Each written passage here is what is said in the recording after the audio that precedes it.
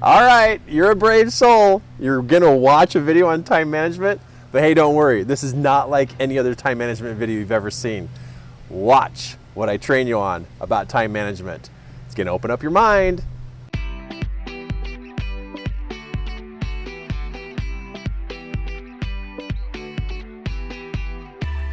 All right, you know how you run out of time or something took longer than what you thought?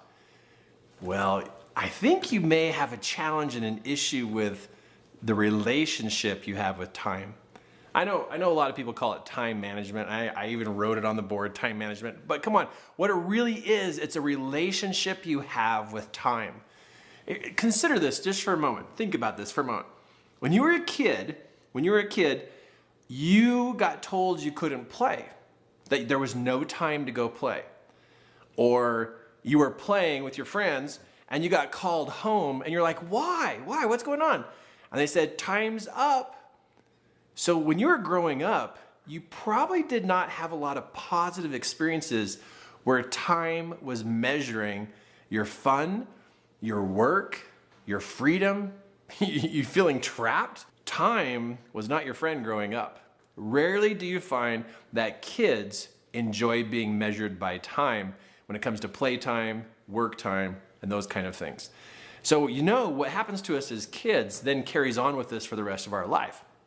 So if you are having a struggle with time and you're trying to be a really good time manager and you're really reading a lot of books about time management, but you still can't grab a hold of this whole time management thing, I think it's an issue that you grew up with as a kid, right? I mean, because once you develop a bad attitude towards something and you don't switch it to a good attitude, you're going to continue to struggle with that. Now, I'm going to take on a really deep dive here. So I apologize ahead of time, but here's a really deep dive on this. I'm going to guess, as your mentor right now, there are hours, minutes, and seconds. I bet you were cut short on seconds, minutes, and hours. And I bet there's somewhere in your past where you still are frustrated, you still regret and resent somebody on how they mismanaged your time and took time away from you. Well, I just want to tell you that until you really get into your relationship with time, you're not going to get better at being a time manager and being good with time management. So this is what you do. And this is the big deep dive. This is what you do. Pull out your journal or pull up a new document on your computer and begin journaling all the different thoughts and experiences you've had with time, where somebody took time away from you, or you didn't have enough time, or you ran out of time. All these different scenarios with time. Now, this is, I know this is a short video, but I got to give you what's really going on. I don't know if you're going to do the work or not, but this is what's really going on.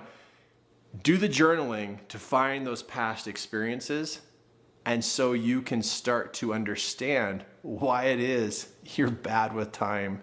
I mean, you know how you're late and things don't get done on time and you're frustrated with other people and their time? It's because of your past. So you journal to understand your past. You go looking in your past. Start thinking about it. Start talking about it. Bring it up to your spouse or your friends and just start talking about all the different scenarios of what it was like when you were growing up. I did. I was terrible with time. About 10, 11 years ago, I was terrible with time. And I was always late to things, always super behind. And man, time I always ran out of. And got in trouble a lot, didn't show up in the right place at the right time. So I had to do that deeper dive. Journaling about your experience with time is going to help you uncover what has happened to you about time. Now that's step one, is to do the uncovering.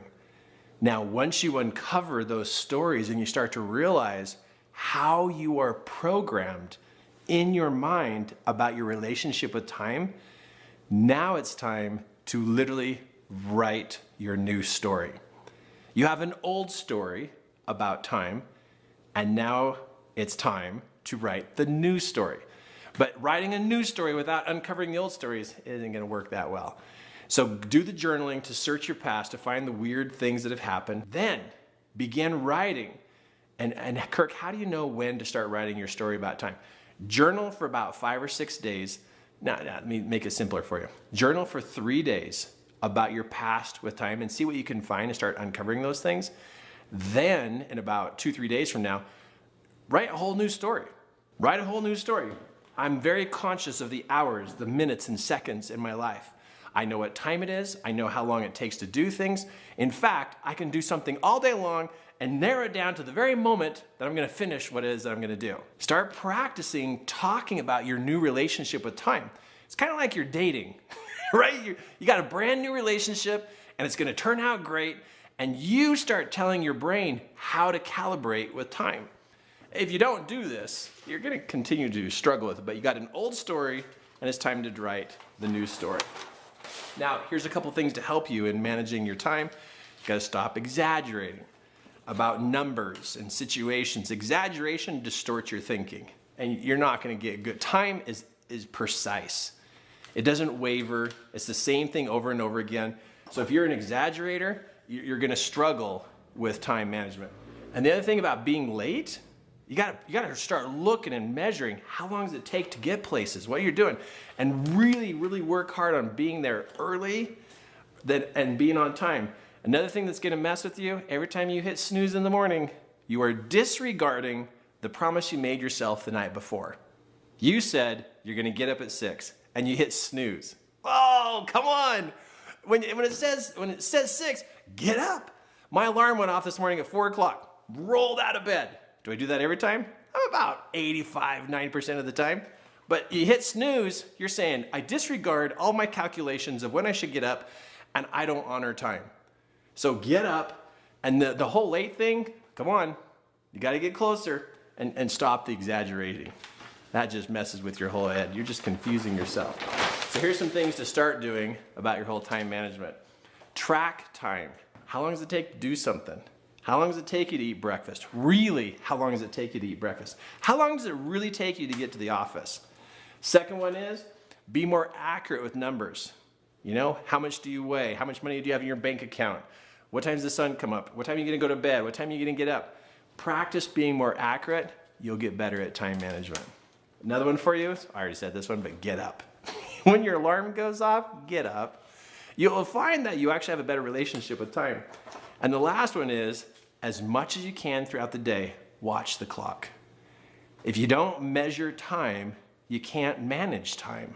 So look at the clock often, just to notice how long it takes for things to happen.